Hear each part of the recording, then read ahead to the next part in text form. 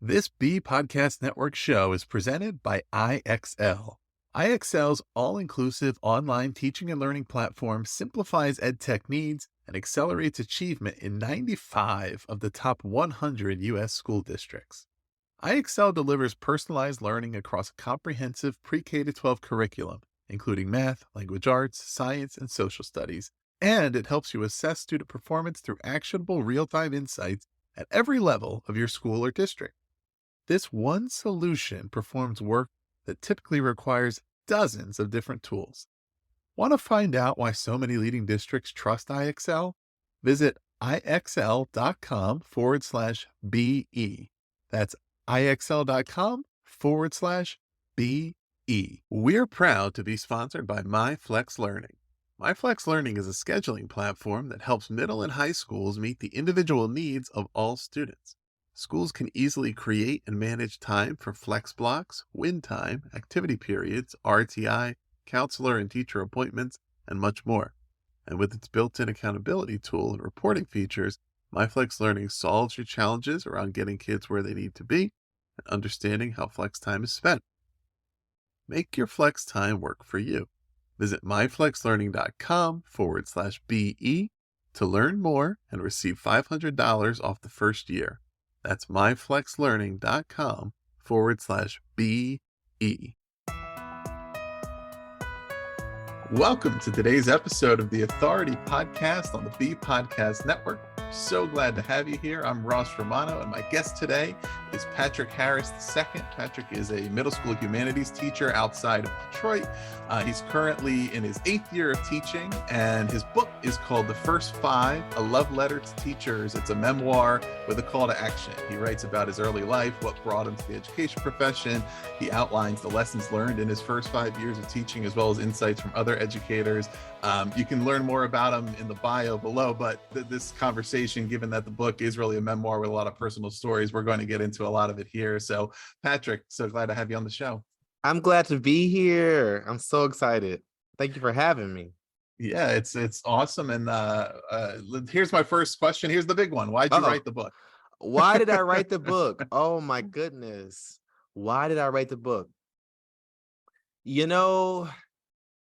I felt like I had such a turbulent 5 years that I felt like I had to reflect on that journey, right? I always knew that I wanted to write a book, and I have been very fortunate enough to be offered an opportunity and to be able to work alongside an incredible publisher who always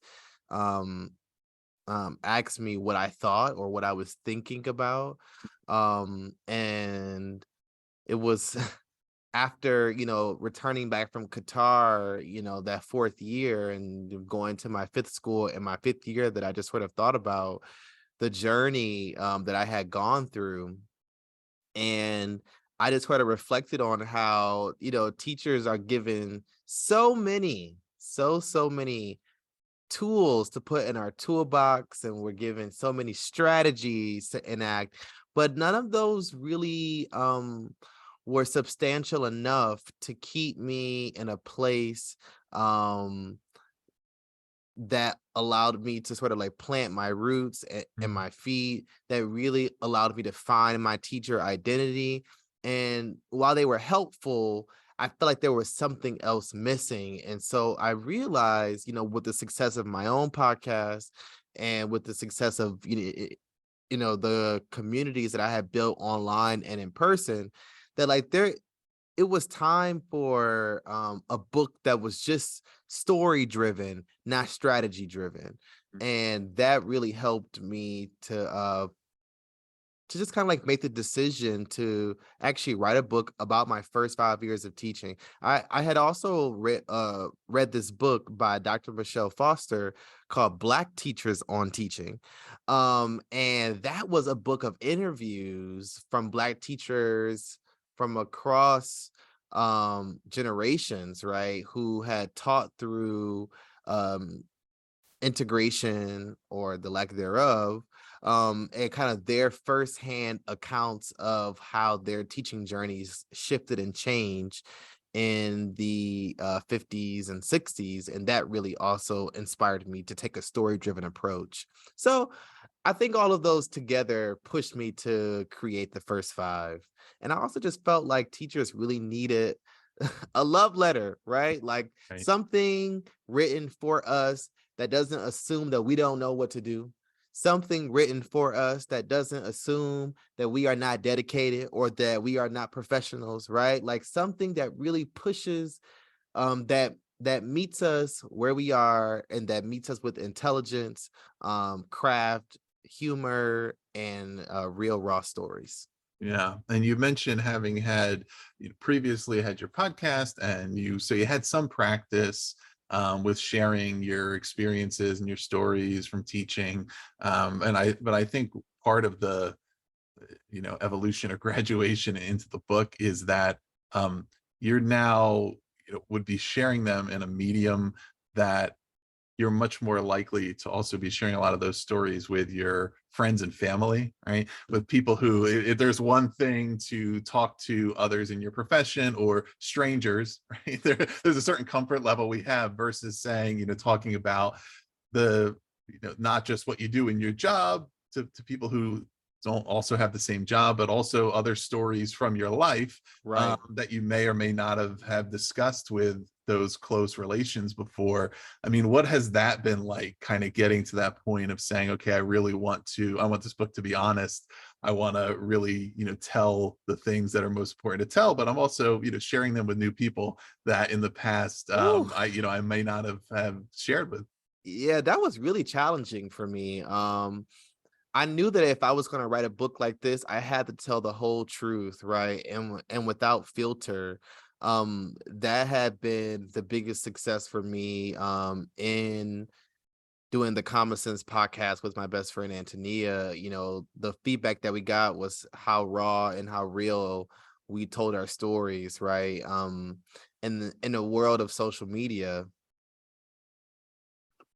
like where everything is super produced and everything is super intentional, right? Like Right.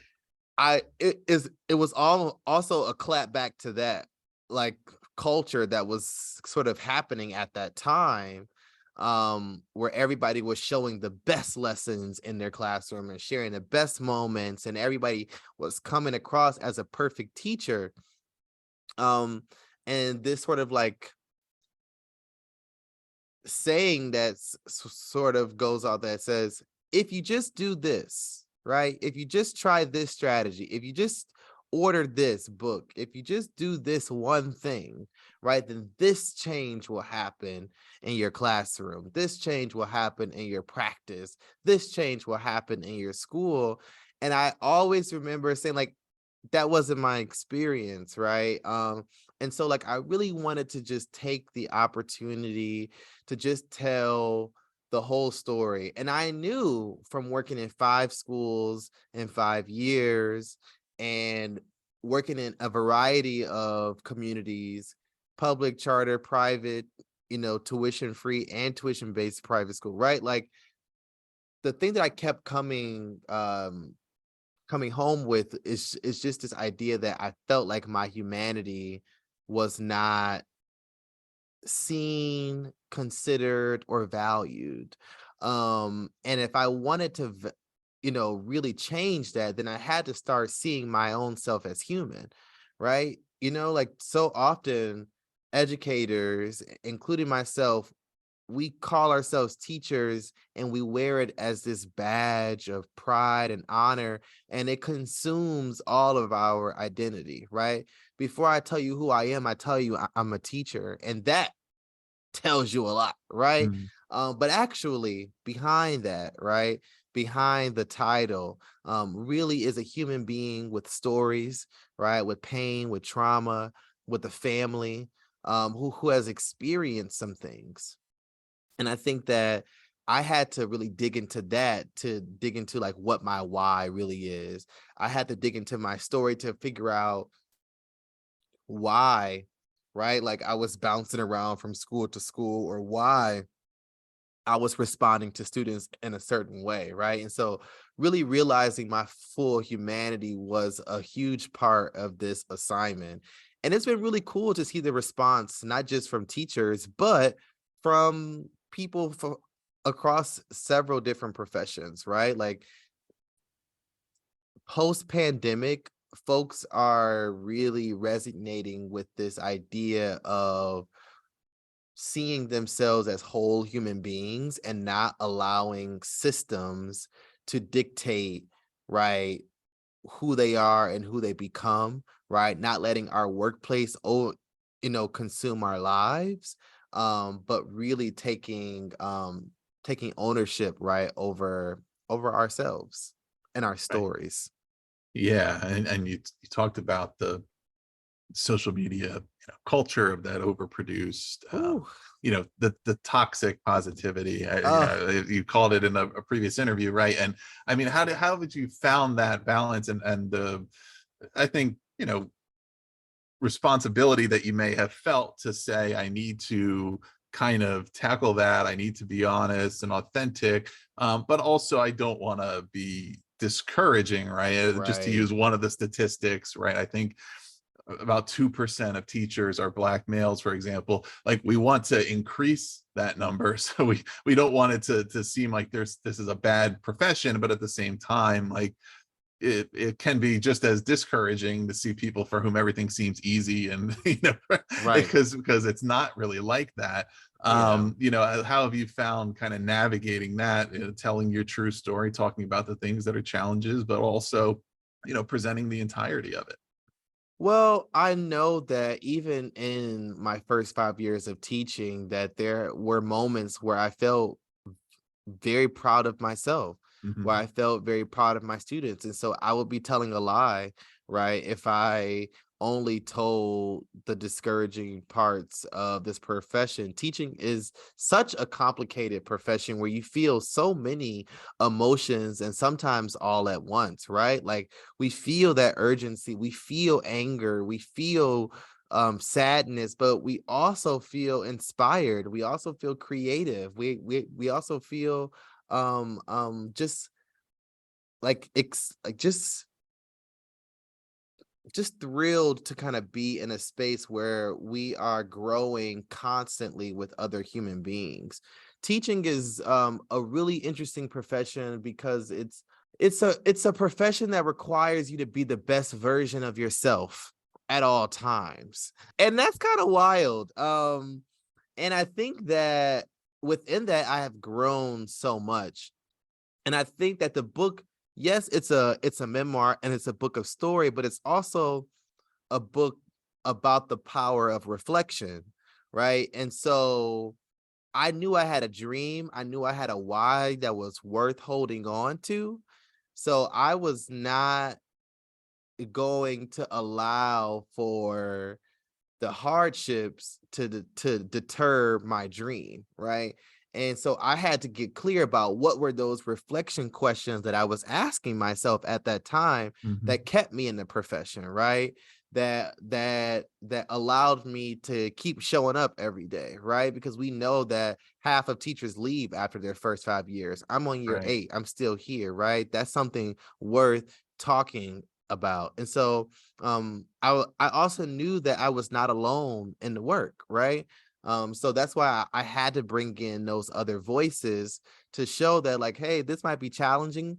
I don't have the answer, but here are some questions that you might be able to answer for yourself in your context, because I believe in you and the power that you have and the intelligence that you hold and the creativity you possess, right? Like to develop something that works especially for you. I don't believe in one size fits all solutions for teachers. I think even the mere idea of a best practice is worth investigating. Yeah. But I think that generally with every bit of frustration has been some goodness that has given me hope, and that's because of the power of reflection.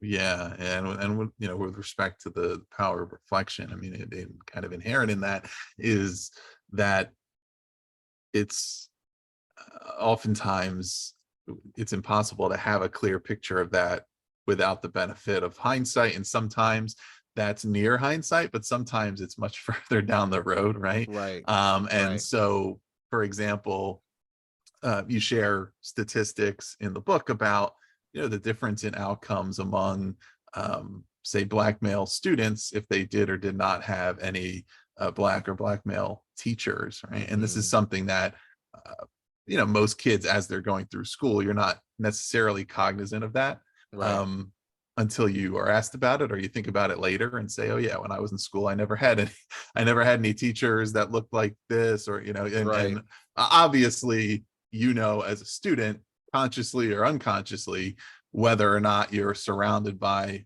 authority figures that look like you. Right. But if it's just what you're used to, you're not necessarily, and especially in your case, when you had in mind that you wanted to go into that profession, right? How it would or would not have affected that objective depending on the teachers that you had.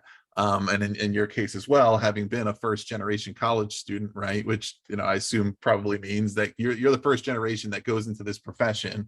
So it wasn't just because this is what my parents did and that's what I did, or, but it was, when you look in the hindsight of it now, how much did it mean to you, to have had, some teachers that look like you, some teachers that you could see, role models that were representative. Yeah. It was everything. I grew up in Detroit, which is one of the blackest cities in America, but I went to school in Southfield, which was a black suburb right on the edge, right, of Detroit, and there was a part of time where I lived in Detroit, but I went to school in Southfield. It was very complicated, but like Detroit and Southfield are like cousins, right? Like they share a street called 8 Mile Road. And so basically, like, I've had black teachers my entire life, right? Like, and that's really all I know. I talk about in the book sort of having a preschool teacher who, went out of their way to allow me to come into the classroom and spend the day there, even though I wasn't eligible, right, for preschool at the time. I was too young. Um, and as I kind of matriculated up and through elementary, middle, high school, right, like I just was exposed to so many incredible, not just teachers, but human beings, right? Like the first person I ever called doctor outside of a medical office was Dr. Veda Cook, right? My marketing teacher in high school. Right. One of my first black male teachers was Rudy Hobbs, who's now a county commissioner. My high school English teacher, Tori Moss, was not just a teacher, but she was also a voice actress and a commercial star at the time, right? Like I had an incredible first grade teacher who did some incredible things. My music teacher in elementary school was a chamber choir singer, and I had a gospel music, star as my right. Like so, like I just had some incredible black teachers who not only showed me the magic of teaching, but really blew up these four walls that we call a classroom and say, like, actually, there's also more too, Mhm. right? Like, it's not just about what you can do in a classroom, but you can actually model what it means to be a whole person, right? Like somebody who has multiple dreams, creative dreams, and you can show that, right? And so, like, as somebody like myself who loves writing books, who loves podcasting, who loves hiking, who loves business and strategy and all those cool things, right? Like they showed me that I don't have to choose, but I could be all those things, and that being a classroom teacher provides me with so many skills, Right. advocacy, creativity, leadership, love, right? All of those things that can help me to be the best version of myself while also helping the community. And then I also think it's important to give ode to the people in my life who are educators, but were not teachers, right? And Right. so like I definitely give honor to my mother, whose conversations I used to eavesdrop on, and that's how I learned how to write stories, right? I give honor to my grandparents who took me on, road trips and showed me how big the world was. I definitely give honor to my grandmother, right? Who sat down and made me record her soap operas on the VCR. And that, was a lesson in technology and video production, right? Mhm.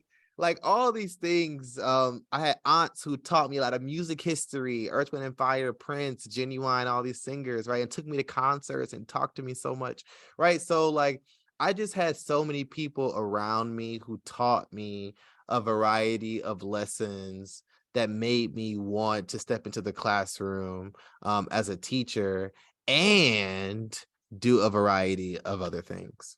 Yeah. And um, so you mentioned bringing your whole self to that role, and one of the chapters in the book is about teaching in 360 degrees. Can you Yes. talk about what that means and why that's important? That's my favorite chapter in the book.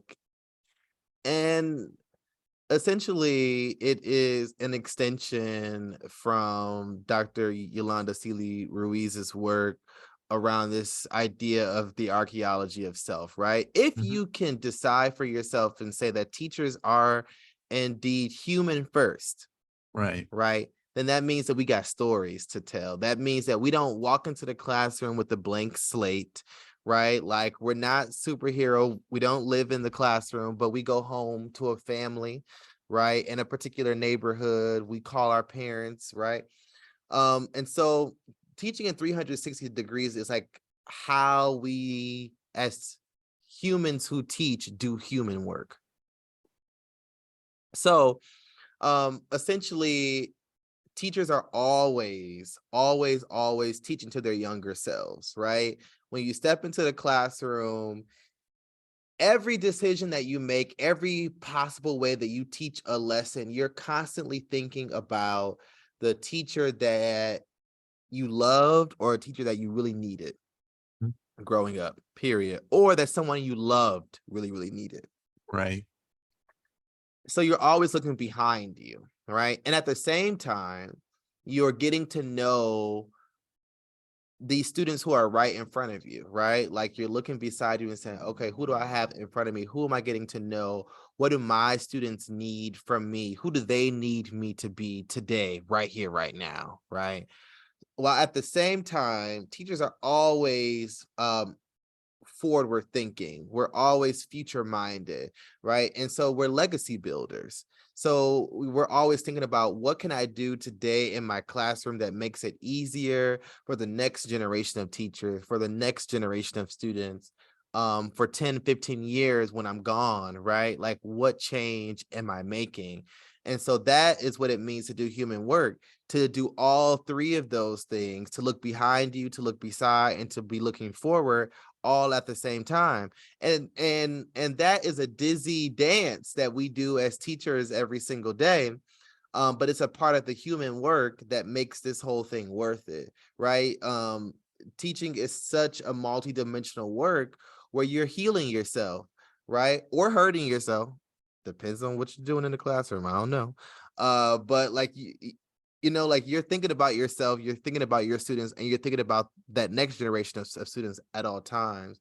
And that is kind of like the depth of like what we do. It's not about curriculum, not about standards, right?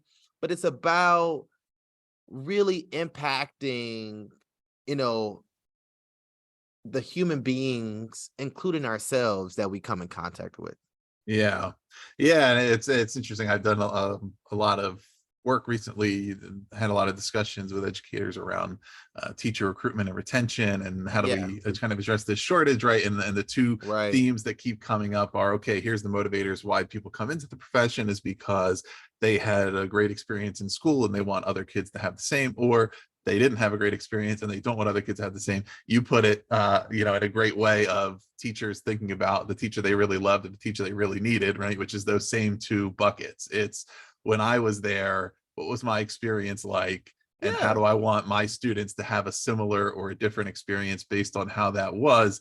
And a part of that, and the teaching in 360 degrees and is Unfortunately, this is it's a contentious concept, right? Yeah. With particularly with respect to the entirety of teachers and the human work, and uh, you know, to use a specific example, of course, students and educators who are LGBTQIA, queer, in other words, like, for students to either have or not have a exposure or role model for a teacher who Mhm. is able to be their authentic selves in that way, that you know whereas there's a lot of pushback on teachers shouldn't be themselves because somehow that's harmful to students, how Right. harmful it is to those kids when they don't have that, and to the you had some statistics around during the pandemic, in particular, the isolation that students were feeling, and the higher rates of students who were considering suicide and other things, and to understand that that's that's a reality, is that's this is a really important place for kids to learn about how to explore and to be their entire selves. And when that's treated as a bad thing, there's, there's serious implications. I didn't have any openly queer teachers growing up. I had some teachers who, you know, bent the gender norms, and I talk Hmm. about that in one of the chapters in the book, having a male teacher who I thought at the time wore girls clothing. Um but I don't think I had like an openly gay teacher or an openly trans teacher at the time. And I knew that when I came in, that was really scary for me, right? Because I faced a lot of discrimination from my classmates K through 12, right? Like I did not have the easiest coming out experience in college. And I just didn't know the way that I would tackle that as a teacher. And so for the majority of my teaching career, I did not talk about being queer whatsoever. Not until the pandemic really was the year that I said I'm gonna walk into this year and like really own all of my identity now that I got a mask on and a shield on and all that. Right, right. You know what I mean? But that really opened up uh, so many doors for my students to come and also talk to me about their experiences as well, right? And then I felt healed, like by those conversations, right? Like that younger Patrick who really needed, right, someone to tell him that it was okay, it was okay to be who he already was, right? Like Right. at a young age. I was able to do that for other students, which in turn I was able to do that also for my younger self. And so the that's like the beauty of it, right? Mhm. It's not always easy because there are sometimes some uh some things that you want to do for your younger self that are in direct opposition or contradiction to the needs of your current students, right? Like not everything that we learned as a kid in grade school was healthy for us, right? Times have changed. These students, now are a little different, right? Like we didn't live through a pandemic through our schooling.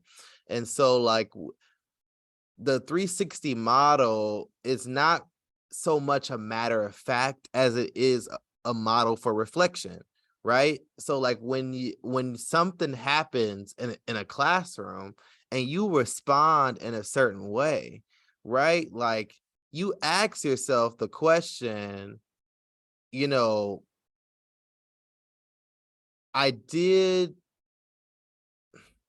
like you can fill in these blanks. My student responded, or my student did this. So I did or thought this because Mhm. when I was in school, blank, right? Right. And if you can like feel in that, then I think that like that can either confirm like that you're doing the right thing, right? Based on whatever the action is, or you might need to tweak some things. Quick example, 3 years ago, 4 years ago, students came in, that's so gay, really gay, etc., etc. Um, just a whole bunch of like homophobic, like macroaggressions, really, not towards anybody in particular, but like to each other. And I said nothing because when I was in school, I was, talked down upon, threatened, just for even appearing feminine, right? For even being suspected of being gay, right? And so if I said something to students in that moment, then I might then experience that very same thing that I experienced when I was younger. Trauma.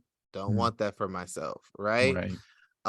And so I had to get clear about that being the reason why I never said anything to those students in that moment. Doesn't make it right. That just it just creates clarity. And now that I know better, I can do better.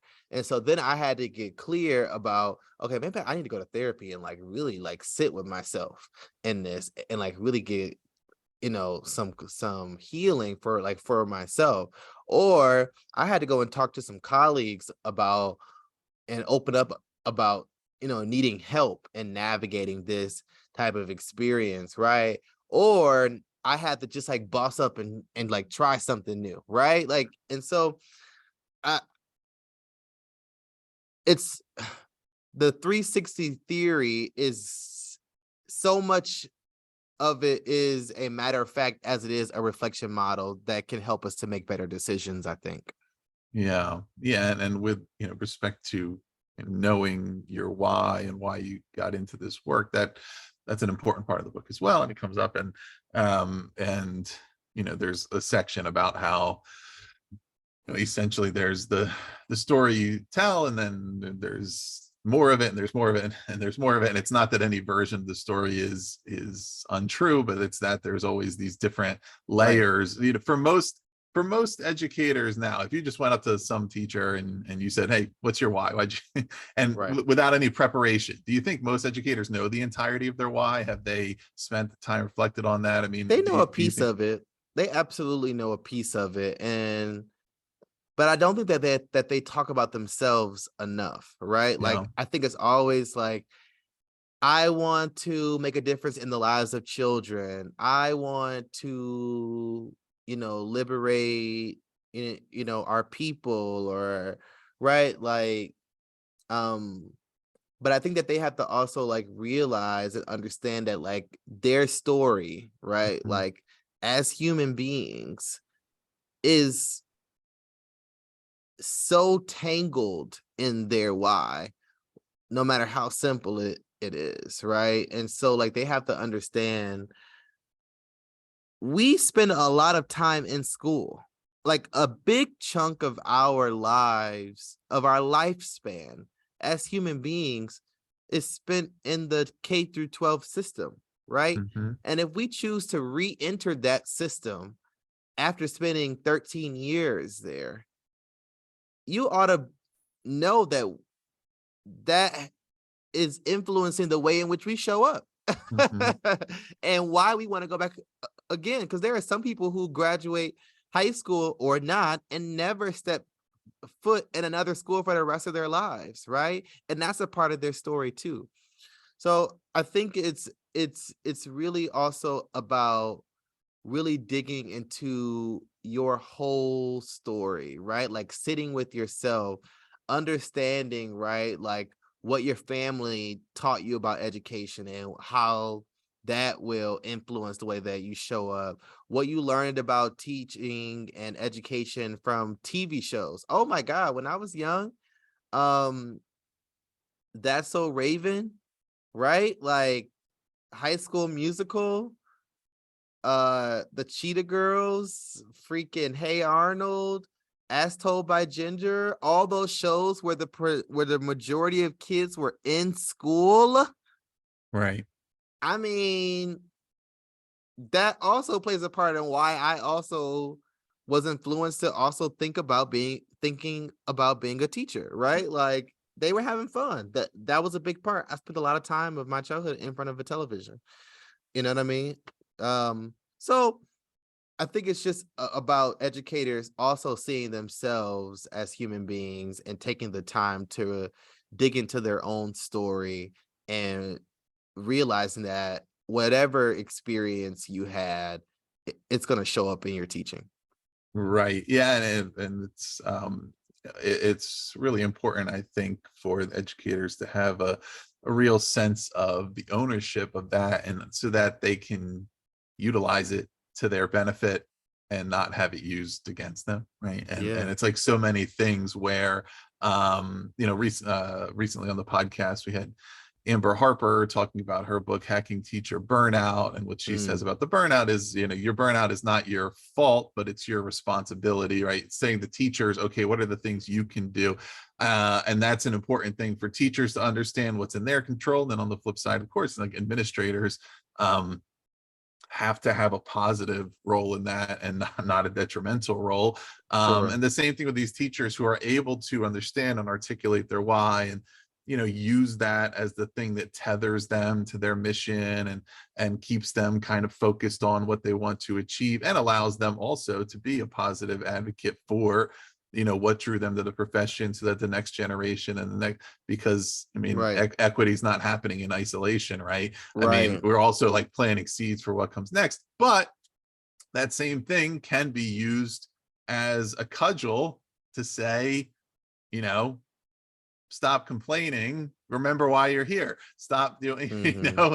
you were here, and you did also, you wrote in the introduction that your greatest fear in writing the book is that readers might think it's too teacher centered in work that's student centered, and thinking of that as a dichotomy, right? That those two Mm, things happen separately from one another, right. instead of saying, look, can we accept and understand that the context here and the fundamental mission is that Yeah. everybody's here because we're student centered, but we Yes. can have conversations also about the things that we need and that we're trying to work on in ourselves, Yeah. without it being used against us to say, well, you're just worried about yourself. That's not the job. We cannot say that we are supporting students while silencing, degrading, and belittling teachers and their stories, right? Like we have to have conversations as adults about who we are and where we come from and what we believe about ourselves and our identities and the identities and communities of our students, right? Like that has to be a part of the work. How many times has something in the community happened or in the world in current events happened that has shaken our students, and the first thing educators do is say, oh, how am I going to teach this right to my kids, when really it's no, how are you going to have a conversation with the adults across the hall? Because that piece is probably more crucial than us going to children. It's not taking away, I believe, and this is somebody who chooses to believe that the majority of educators who are in classrooms right now have children's best interests at heart. Um, I I fundamentally believe that when we do and when we focus on teachers and we create the best conditions for teachers, then we also create the best conditions for students, because a happy teacher and a satisfied teacher, I think also, that trickles down, or trickles across to students, which I think is really important. Right. Yeah. And that's the, unintended consequence, or perhaps the thing that just mm, depends on how much credit we want to give some people for acting in good faith, but that it's the Mm, thing that it works to the detriment of students, because it's the attitude that drives teachers from the profession, and then has that turnover, and then students end up with less experienced teachers, or they end up with a future where there's shortages and we're not graduating teachers, and we have all these things happening, because we can't properly treat teachers as professionals and allow them to flourish in their roles without trying to turn everything about the job against them into, if it's viewed as again, it's an ongoing, consistent, persistent, continuous objective here. We don't want it to be thought of as the kind of thing where it's, I did my time and then I did a couple of years of this and then I moved on to the other thing. Well, okay, but now, like, what's next for the kids? And so but that's kind of, a terminology that I guess I made up, but that I some kind of use around this is like forced martyrdom. Like, if everything is like imposed upon teachers, like that makes it feel like it's a charitable mission and it's not a profession, then it's like, well, yeah, any amount of time you're able to put into that, you just kind of, you sacrifice as much as you can, and then ultimately there's nothing else coming for you. Your needs aren't going to be met. So if you can't handle it anymore, I guess move on to something else. And and that's not a very student-centered attitude, right? So the argument will be, you're not being student-centered, and yet the students are the victims of that, just as much as the teachers are. So I think it's critical to be able to have those conversations among, and also across, not just among teachers, but across roles in education, across roles outside of education, to kind of really define, what is the reality of this, and you write about it as the human work, right? And what does that mean? And and why do some of the prevailing attitudes contradict that? Another thing, as I mentioned earlier, that a lot of the conversations I've been having recently and the work I've been doing is around that recruitment and retention piece. And one of the things is, it's not just, there's the overall issue, of course, of just there are not enough teachers graduating from universities. There's just not, there's not enough support for getting people into profession. But a piece of that is also the lack of inclusivity, or the lack of intentionality around inclusive recruitment and retention, and creating environments whereby diverse educators feel comfortable and welcomed and encouraged to enter the profession. Part of that is, if you look at it, would seem to make sense that if the demographic breakdown of the students in our schools is not equivalent to the educators, that, okay, well, here's where all those missing educators are. They're in all these they're in all these demographic groups that are underrepresented, right? Right. Because if everybody was coming into the profession in equal proportions to their overall population representation, then it would look different. We might still have more work to do. But do you have, based on, and you've been in so many different schools and had a lot of experience with this, but have you had any thoughts that you've reflected on regarding what schools overall, in general, can be doing, and particularly for those school leaders who have this top of mind, to increase the inclusivity of their recruitment efforts, or the environment they're creating, in ways that they just may not have thought about before, or it hasn't necessarily crossed their mind, because they think, I'm just working with the pool of candidates that's out there, right? But there could be certain blind spots within that to say, well, there were some other candidates that just never came on the radar because this school it just didn't seem like the kind of place where they were going to be interested. What I know for sure is that, according to Education Week, the number one thing that teachers need to remain and to come into the profession is more money, right? Like, you spoke a little bit earlier about how this is not charitable work, right? This is a profession where people go and pay a lot of money to get credentialed, where they spend a lot of money and time and professional development, where they work outside of their contract hours by design. And thus, teachers want to be compensated for their work, right? And so, particularly when we're talking about teachers of color, right, who may not have the the wealth, right, who may not come from the wealth, right, but who may need to really provide for their family. Something that I have thought about a lot over the last couple of years is like, how sustainable is this, right? Like, my parents are getting older, and they're looking to me, little old me, sixth grade teacher, right, to like support them in their older years.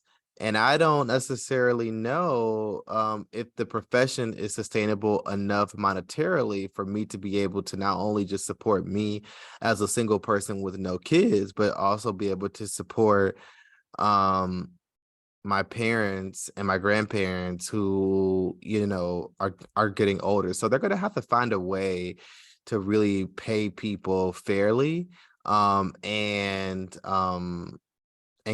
and quickly, right? Right. And that has to also trickle up to the veteran educators who are really or who have been in that work for a very long time, right? I think that there were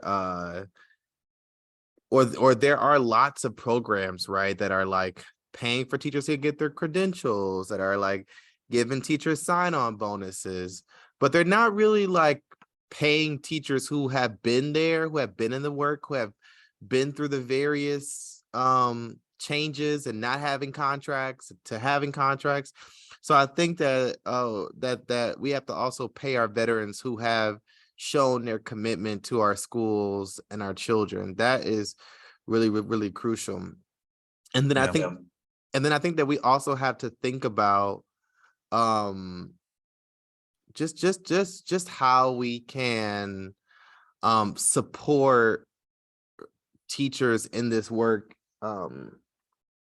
because when you come into the profession, there's a shock, right? Like, there is a point in time where you're like, wait a minute, this is not what I thought it was. And I think that many teachers are looking for the support from their administrators, right? And from the school districts, but more often than not, they're kind of pushed into the deep end and told to sink or swim. And they're juggling curriculum, they're juggling student behaviors, they're juggling work-life balance on top of not being paid fairly. And so we have to also figure out how we can better support teachers. And then something that we don't often talk about, particularly for younger teachers, is that need for autonomy, right? And creativity, right? Like, we are growing up, or I grew up in the age of in the beginnings of the internet. I've seen the internet go from AOL to where it is today. And I've also seen a variety of creative industries that have sort of risen in the digital era that we are currently in. And I feel like education and teaching is one of those industries that really has failed in the innovation department.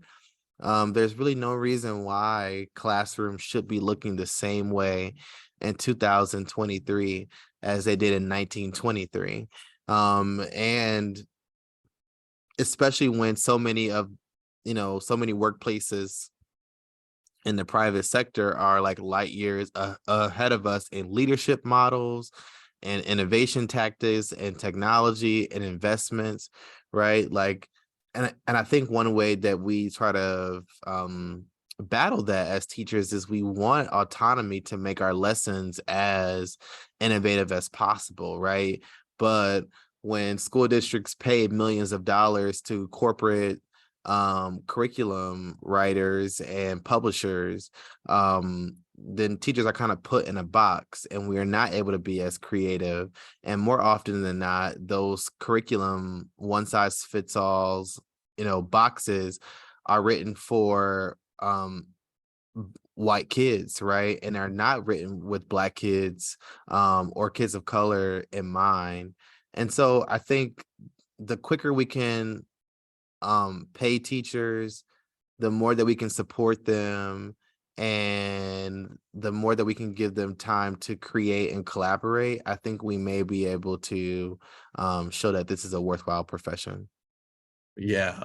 Yeah, and a lot of that failure of innovation is exactly as you said. It's a failure to you know permit or encourage teachers to innovate and to say, it's almost the chapter you have in the book about autonomy and about the ways in which technology is used and this technology replaced teachers and et cetera is because the top-down imposition of certain technologies is not really leveraging Hmm. technology, right? Hmm. Versus saying, hey, teachers, go out and find some different ideas that might work for you. Right. Right now, there's a lot of exploration, of course, of AI tools and what might that mean, and what are the different capabilities there, and just things like that, where it's going to be a lot more innovative if teachers are driving it.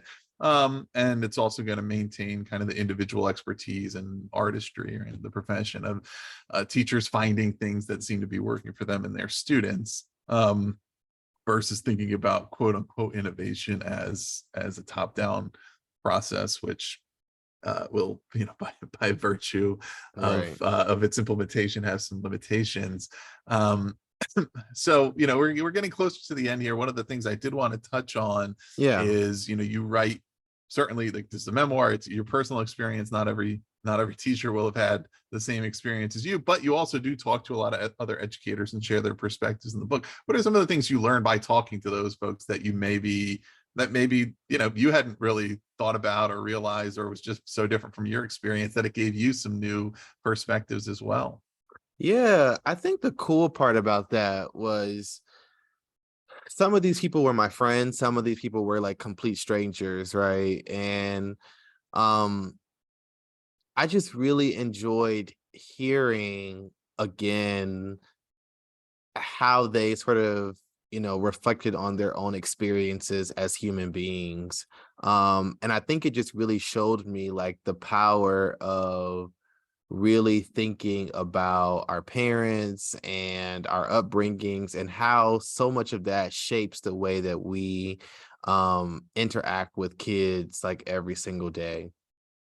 And I think whether you're in like rural areas or suburban areas and urban areas, right? Like, I think I've also learned through these interviews that we got a lot more in common than we do difference. Schooling, and I think I've learned that, hopping around from school to school, right? Is that like every school has its issue, right? Every school has its thing. And teachers are struggling across the board to figure out how to do this thing we call education. Um, but it's something about kind of like the shared love and this like burning passion and this like great hope that a lot of teachers have that come from being able to work with young people every day that I think like really inspired me. And so I think there's a lot of work to do.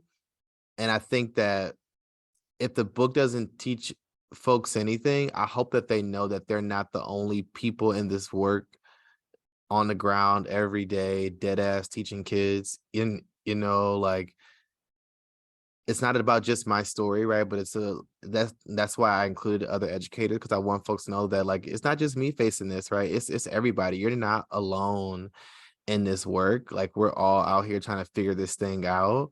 And I think like knowing that having that little community in a book, right, might give teachers kind of the room to stay a little bit longer. Yeah, absolutely. So, if a reader could only read one part of the book, this is a question we like to wrap up with frequently. What Yeah. part of the book would you say? Which chapter or which section would you say? Check out this part. This is where you should start. I would definitely say start with ooh, I would definitely say start with